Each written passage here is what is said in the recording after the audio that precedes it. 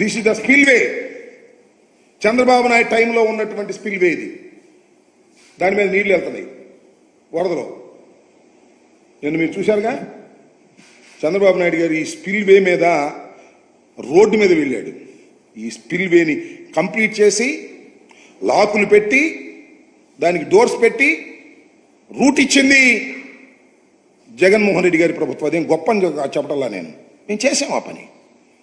All coffer dams we completed. నది diversion చేశాం. ఇవాళ కాఫర్ డ్యామ్ క్లోజ్ చేసిన పై గ్రామాలు మునక్కోకుండా నది డైవర్షన్లో వెళ్ళేటటువంటి పరిస్థితి కనిపిస్తా ఉన్నది. ఇంత మసిబూసి మారేడుకాయ చేసేటటువంటి ప్రయత్నం నారా చంద్రబాబు నాయుడు గారు ముఖ్యమంత్రి గారు చేస్తున్నారు.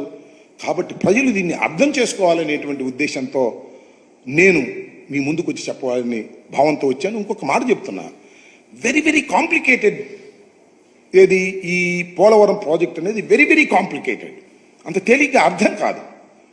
ఏంటి అంత అర్థం కాదని గట్టిగా చెబుతున్నారంటే నాకు అర్థం కాలేదు. కాబట్టి నేను అనేక సార్లు విజిట్ చేసి స్టడీ చేసి అనేక మంది అడ్వైజర్తో మాట్లాడిన తర్వాత నేను నిర్ణయం తీసుకున్నా, ఇది ఇప్పుడు పూర్తయ్యేది కాదు అని చెప్పిన మొదటి వ్యక్తిని నేను. ఇవాళ చంద్రబాబు నాయుడు గారికి అదే చెప్తున్నాడు కదా. కొత్త విషయం చెప్తున్నాడు చెప్పండి, నాకు అర్థం కాలేదు. నేను ప్రజలకి మరొకసారి అర్థమయ్యే విధంగా నేను దీని మీద ఎక్స్ప్లెయిన్ చేయాలనేటువంటి ఉద్దేశంతో ఉన్నా. ఎందుకంటే ఇవాళతో అవధి ఇది. ప్రతి సోమవారం వెళ్తానంటున్నాడు. ప్రతి సోమవారం వెళ్తాం మా ప్రభుత్వాన్ని, జగన్మోహన్ రెడ్డి గారిని దూషించడమే పనిగా పెట్టుకోబోతున్నాడు నారా చంద్రబాబు నాయుడు గారు. కాబట్టి దీన్ని కూలంకుషంగా ప్రజలు అర్థం చేసుకోవాలి. ఇంతకు ముందు చెప్పాను, మళ్ళా చెప్తాను. నేను మనస్ఫూర్తిగా చెప్తున్నాను, ఒక మానవుడిగా చెప్తున్నాను, ఒక పౌరుడిగా చెప్తున్నాను. జగన్మోహన్ రెడ్డి గారి తప్పిదం పోలవరంలో ఏ మాత్రం లేదు. నారా చంద్రబాబు నాయుడు గారి ప్రభుత్వం చేసిన తప్పిదాల వలనే పోలవరానికి ఈ దుస్థితి పట్టింది. 4 సంవత్సరాలకు అవుతుందా, 5 సంవత్సరాలకు అవుతుందా, చివరికి అపర మేధావినని చక్రం తిప్పానని చెప్పుకుంటున్నటువంటి నారా చంద్రబాబు నాయుడు గారు కూడా చెప్పలేని దుస్థితికి రావడానికి కారణం నారా చంద్రబాబు నాయుడు గారి ప్రభుత్వం చేసినటువంటి తప్పిదం తప్ప మరొకటి కాదు అని ఈ సందర్భంగా నేను మనవి చేస్తున్నాను. ఒక్క 4 నిమిషాలు మీరు ఓపిక పడితే ప్రజలకు అర్థమయ్యే విధంగా నేను చెప్పేటటువంటి ప్రయత్నం చేస్తానని కూడా ఈ సందర్భంగా నేను మనవి చేస్తున్నాను. ఇది నేను ఇందాక చెప్పినట్టుగా పోలవరం, గోదావరి నది మీద ఉన్నటువంటి Polavaram is a peculiar situation. దాన్ని అన్ని నదుల మీద కట్టినట్టుగా ఇక్కడ ప్రాజెక్ట్ కట్టలేదు. నదిని డైవర్ట్ చేశారు. దాన్ని మీకు ఎక్స్ప్లెయిన్ చేస్తాను.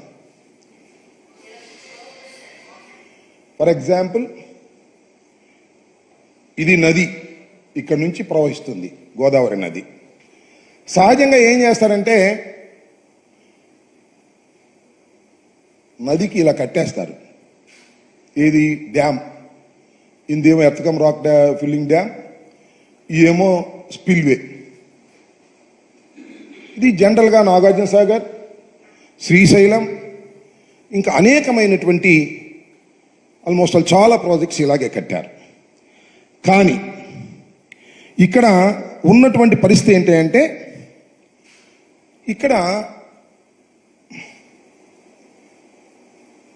ఈ నదిలో ఉన్న ప్రత్యేకత ఏమిటంటే భూభాగంలో కిందకి వెళితే ఎక్కడ కూడా అన్ని ఇసుక పొరలే తప్ప, చాలా దూరం వరకు ఇసుక పొరలే ఉన్నాయి. 900 మీటర్ల వరకు, సుమారు కిలోమీటర్ వరకు సుమారుగా, సబ్జెక్ట్ టు ది కరెక్షన్, ఇసుక పొరలే ఉన్నాయి తప్ప కొన్ని చోట్ల బలంగా స్పిల్వేని కట్టడానికి కావలసినటువంటి గట్టితనం ఎక్కడా దొరకపోతే అప్పుడు చాలామంది పండితులు, దీనిలో డ్యామ్స్ కట్టే ఇంజనీర్స్ చాలామంది ఏం చేశారంటే ఇక్కడ తప్ప రెండోసారి కట్టడానికి వీల్లేదు కాబట్టి దీన్ని నదిని డైవర్ట్ చేయండి అన్నారు. అంటే ఏంటంటే ఉద్దేశం, నదిని డైవర్ట్ చేయమంటే ఇక్కడ కొండలు ఉన్నాయి, ఇవన్నీ చిన్న చిన్న కొండలు, రాళ్ళు ఉన్నాయి. సో ఇది గట్టి ప్రదేశం కాబట్టి ఏం చేశారంటే నదిని మీరు డైవర్ట్ చేయండి అన్నారు. నదిని డైవర్ట్ చేయటం అంటే ఇలా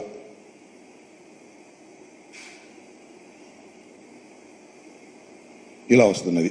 అంటే నది ఇటు నుంచి ఇలా ప్రవహించి ఇలా వచ్చి మళ్ళీ ఇక్కడ కలిసిపోద్ది. ఇక్కడ గమనించాల్సింది ఏంటంటే ఇక్కడ నదిని డైవర్ట్ చేయటం ద్వారా ఇక్కడ మీరు స్పిల్వేని కట్టమన్నారు. ఇది ఇక్కడ ఏం చేశారంటే అప్పుడు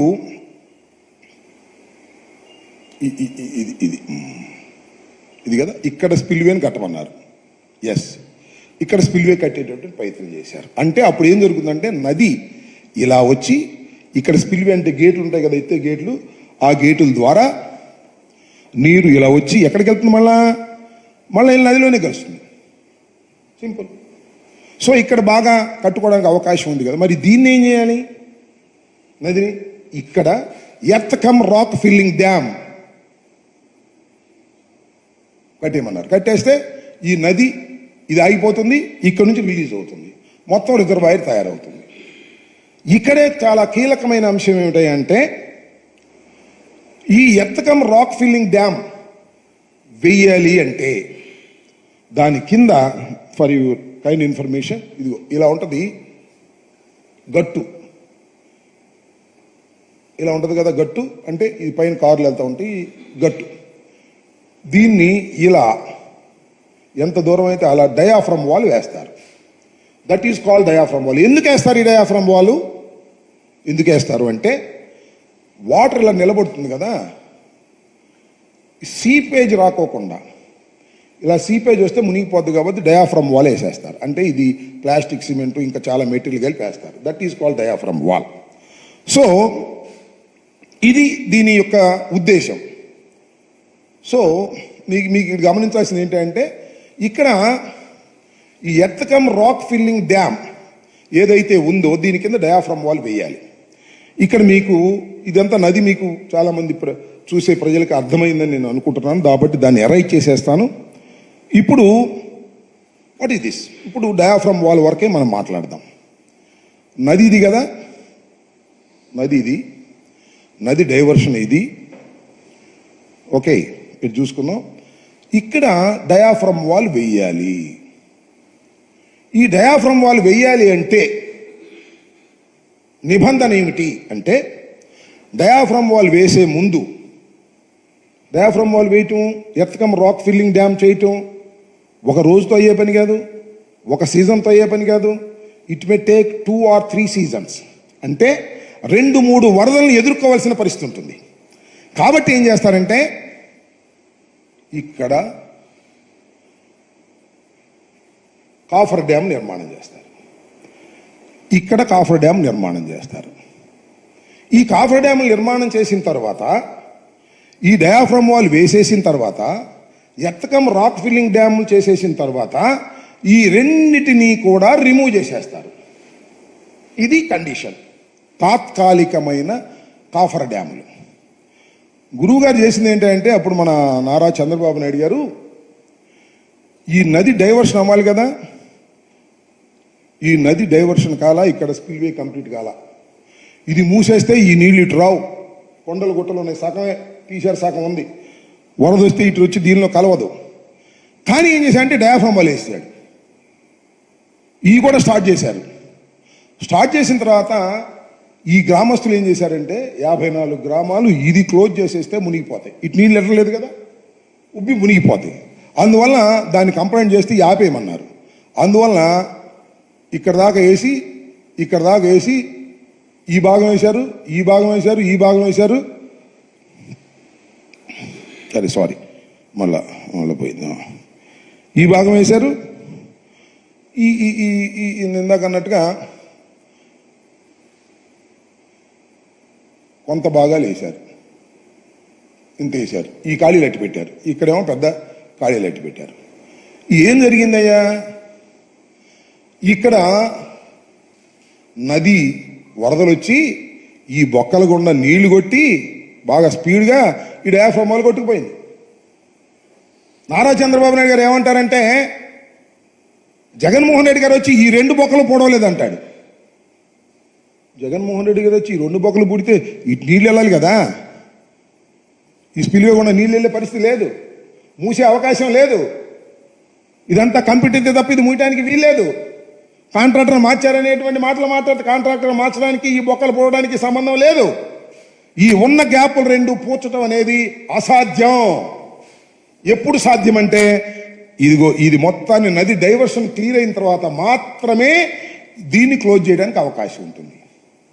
చేయాల్సింది ఏంటంటే చాలా సింపుల్, మీ అందరికీ అర్థమయ్యేటట్టు చెప్తాను. చేయాల్సింది ఒకటి, డయాఫ్రమ్ వాల్ వేసే ముందు నదిలో డయాఫ్రమ్ వాల్ వేసే ముందు కాఫర్ డ్యాములు 2 పూర్తి చేయాలి. ఈ కాఫర్ డ్యాములు 2 పూర్తి చేయాలి అంటే నది డైవర్షన్ని కంప్లీట్ చేయాలి. అంటే ఇది పూర్తి చేస్తే దీనెమ్మట నీళ్ళు వచ్చి దీనిలో కలిసే విధంగా ఉండాలి. ఇది పూర్తి కాకుండా ఏమీ కాకుండా 468 కోట్లు 69 కోట్లు డయాఫ్రమ్ వాల్ వేసేశారు. ఇది చరితాత్మకమైన తప్పిదం. ఈ తప్పిదానికి జగన్మోహన్ రెడ్డి గారి మీద పడిపోతారేంటండి? జగన్మోహన్ రెడ్డి గారు విధ్వంసగాడు అంటారు ఏంటండి? జగన్మోహన్ రెడ్డి గారు బాబాయిని చంపాడంటే అక్కడికి వెళ్ళి వాట్ ఈస్ దిస్? నాకు అర్థం కాలే. అపర మేధావి మోస్ట్ సీనియర్ అనుకునేటటువంటి నారా చంద్రబాబు నాయుడు గారి టైంలో జరిగిన విధ్వంసం వల్ల ప్రతి తెలుగువాడు మూల్యం చెల్లించవలసినటువంటి పరిస్థితి వాళ్ళు ఏర్పడింది. ఐఎమ్ ఛాలెంజింగ్ ఇట్ అని మనవి చేస్తున్నాం. ఏ విధమైన తప్పిదము వైఎస్ఆర్ కాంగ్రెస్ పార్టీది లేదని మనవి చేస్తున్నాం. ఒకే ఒక్క తప్పిదం వైఎస్ఆర్ కాంగ్రెస్ పార్టీకి ఉంది అంటే అదేమిటంటే 2022లో పూర్తి చేస్తామని మాట మేము తొందరపడి మాట్లాడాం. ఈ డయాఫ్రమ్ వాల్ దెబ్బతింది అని అనుకోకుండా అది ఒక్కటే మేము మాట్లాడినటువంటి మాట. తర్వాత స్టడీ చేశాం. స్టడీ చేసి నేను చాలా స్పష్టంగా చెప్పడం జరిగిందని కూడా ఈ సందర్భంగా నేను మనవి చేస్తున్నా. దీనిలో పోలవరం విషయంలో ఇది మరొకసారి చెప్తున్నా, ఇది డాక్టర్ వైఎస్ రాజశేఖర రెడ్డి గారు కలలు కన్నటువంటి ప్రాజెక్ట్. ఆయన ప్రారంభించిన ప్రాజెక్ట్, ఆయన శంకుస్థాపన చేసిన ప్రాజెక్ట్, ఆయన అన్ని అనుమతులు తీసుకొచ్చి దీన్ని పూర్తి చేయాలని ఆరాటపడినటువంటి వ్యక్తి డాక్టర్ వైఎస్ రాజశేఖర రెడ్డి గారు తప్ప చంద్రబాబు నాయుడు గారు కాదని కూడా ఈ సందర్భంగా నేను మనవి చేస్తున్నా. చంద్రబాబు నాయుడు గారు దీన్ని అడ్డం పెట్టుకొని డబ్బులు సంపాదించుకోవాలనే ప్రయత్నం చేసినటువంటి ముఖ్యమంత్రి తప్ప మరొకటి కాదు. ఇది నేను చెప్పిన మాట కాదని కూడా మనవి చేస్తున్నా. ఇది సాక్షాత్తు ఇప్పుడు వారి కూటమిలో సభ్యులైనటువంటి మోడీ గారు చెప్పినటువంటి మాట అని కూడా ఈ సందర్భంగా నేను మనవి చేస్తున్నా. కాబట్టి ఈ ప్రాజెక్ట్ పూర్తి చేసేటటువంటి బాధ్యతని చాలా చిత్తశుద్ధిగా వైఎస్ఆర్ కాంగ్రెస్ పార్టీ చేపట్టినా మీరు చేసిన విధ్వంసం వలన మేము పూర్తి చేయలేకపోయాము. మీరు చేసిన విధ్వంసం వల్లనే మీరు ఇవాళ పూర్తి చేయలేనటువంటి పరిస్థితిలో పడ్డారు. నేను మనవి చేస్తున్నాను. తప్పిదమని ఒప్పుకోండి, సగర్వంగా ఒప్పుకొని పొరపాటు జరిగిందని చెప్పండి. ఆ రోజు కూడా మీరు చేసింది ఒకటే, 2018కి పూర్తి చేయాలి అనేటువంటి ఆతృతతో మీరు తప్పు చేశారు. ఈపీసీ కాంట్రాక్ట్ కాబట్టి బిల్లులు చేసుకున్నారు. ఇది ధర్మం కాదు. జగన్మోహన్ రెడ్డి గారి మీద సందు దొరికింది కదా, ఓడిపోయి ఉన్నాం కదా అని మొత్తం అంతా మా మీద రుద్దేటటువంటి ప్రయత్నం దయచేసి నారా చంద్రబాబు నాయుడు గారు చెయ్యవద్దు. వాస్తవాలు గమనించండి. పోలవరం మీ హయాంలో అయినా పూర్తి చేయండి, మాకే విధమైన ఇబ్బంది లేదు. ప్రజలకు నీరు అందాలి. పోలవరం అనేది అన్ని ప్రాంతాలకి నీరిచ్చేటటువంటి ఒక మహత్తరమైనటువంటి ప్రాజెక్టు. ఆ ఉద్దేశంతోనే డాక్టర్ వైఎస్ రాజశేఖర రెడ్డి గారు ప్రారంభించారని కూడా ఈ సందర్భంగా నేను మనవి చేస్తూ, ఇప్పటికైనా ప్రతి సోమవారం వెళ్ళండి, కానీ మీరు చేసిన తప్పిదాలను గుర్తించండి తప్ప ఊరిని జగన్మోహన్ రెడ్డి గారి మీద బుర్ర జల్లితే ఒక రోజు జల్లుతారు, 2 రోజులు జల్లుతారు. వాస్తవాలు ప్రజలకు అర్థం కావా? ఆలోచించండి. నిలబడదు. నిజం నిలబడుతుంది కానీ అబద్ధం పలుమార్లు చెప్పినా నిలబడదనేటువంటి నగర సత్యాన్ని మీరు తెలుసుకోవాలని కూడా ఈ సందర్భంగా నేను చెప్పదలుచుకున్నాను. ఇది టోటల్గా జరిగినటువంటి అంశం. మేము పూర్తి చేసినటువంటి కాఫర్ డ్యామ్ మీదే నిన్న చంద్రబాబు నాయుడు గారు బస్సు వెళ్ళింది. మేము పూర్తి చేసినటువంటి స్పిల్వే మీదగానే చంద్రబాబు నాయుడు గారు బస్సు వెళ్ళింది. వాళ్ళు ఏ కాఫర్ డ్యాములు పూర్తి చేయలేదు, స్పిల్వే పూర్తి చేయలేదు. మేము దానికి ఒక రూపం ఇచ్చినటువంటి వ్యక్తులమని కూడా ఈ సందర్భంగా మనవి చేస్తున్నాను. ఏ విధమైన తప్పిదము లేదని ఆ పత్రికలు కూడా గమనించాలని. సరే, జగన్మోహన్ రెడ్డి గారి మీద మీరు రోజు బురద జల్లుకుంటే జల్లుకోండి, మాకేం అభ్యంతరం లేదు, ప్రజలు దాన్ని గమనిస్తారు. పోలవరం విషయంలో చంద్రబాబు నాయుడు చేసిన తప్పిదాన్ని చంద్రబాబు నాయుడు గారు ఇప్పటికైనా గమనిస్తే మంచిది అని నేను ఈ సందర్భంగా మీ ద్వారా, మీడియా ద్వారా వారితో మాట్లాడుతున్నానని కూడా మనవి చేస్తున్నాను.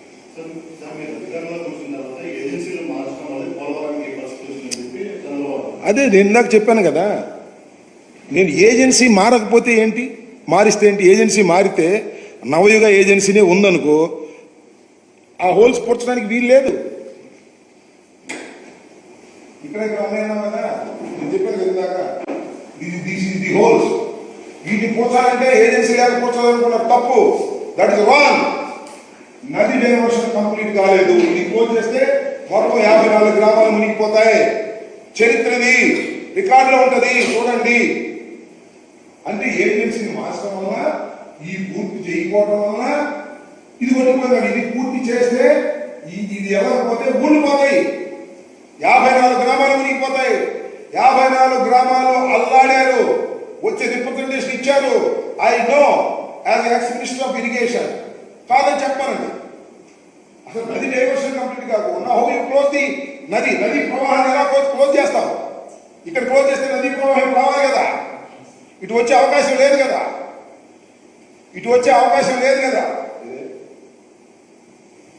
హలో ఇటు వచ్చే అవకాశం లేదు. నేను మరొకసారి ఎక్స్ప్లెయిన్ చేస్తున్నా. ఈ రెండిటినీ కూడా ఏజెన్సీ లేకపోవటం వలన అవి క్లోజ్ చేయలేదు అనేది చంద్రబాబు నాయుడు గారు చేస్తున్నటువంటి ఆరోపణ. అది తప్పు. ఈ రెండు క్లోజ్ చేస్తే నది డైవర్షన్ లేదు, వెనుక ఉన్న 54 గ్రామాలు మునిగిపోతాయి.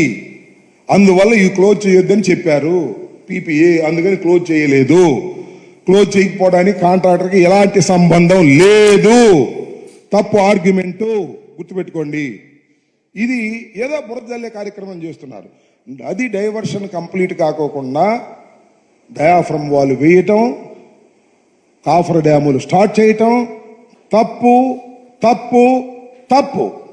ఆ తప్పు జరగకపోతే వాళ్ళ టైంలో కాకపోయినా మరొక టైంలో అయ్యేది, మా టైంలో కాకపోయినా వీళ్ళ టైంలో అయ్యేది. ఇప్పుడు చుక్కాని లేని నావ ఎప్పుడైద్దో ఎవరో చెప్పలేని పరిస్థితి. ఈ కాఫర్ డ్యాములు నేను మనవి చేస్తున్నా. ఈ కాఫర్ డ్యాములకు సీపేజ్ వస్తుంది ఇప్పుడు, ఇక్కడ నుంచి. ఇది వర్కింగ్ ప్లేస్. కాఫర్ డ్యాములు ఎందుకు వేస్తారు? ఈ వర్కింగ్ ప్లేస్లో వాటర్ ఉండకూడదని. ఇటు నది డైవర్ట్ అయిన వాటర్ వెళ్ళిపోయి ఇటు వెళ్ళిపోద్ది, ఇటు నుంచి నీరు రాదు, ఇటు నుంచి. ఈ సీపేజ్లో ఉన్నాయి ఇప్పుడు విపరీతమైన సీపేజ్ వస్తుంది దానికి కింద నుంచి. ఎందుకంటే దాని గ్యారంటీ అనేది 3 సంవత్సరాలే, ఇప్పుడు 6 సంవత్సరాలు అయింది వేసి. సో ప్రమాదం ముంచుకొస్తుంది. దీన్ని కేవలం చంద్రబాబు నాయుడు గారి తప్పిదం వల్ల తప్ప మరొకటి కాదు. జగన్మోహన్ రెడ్డి గారి ప్రభుత్వం కానీ మేము కానీ ఏ విధమైన తప్పిదము చేయలేదనేది చాలా స్పష్టంగా చెప్పదలుచుకున్నాను.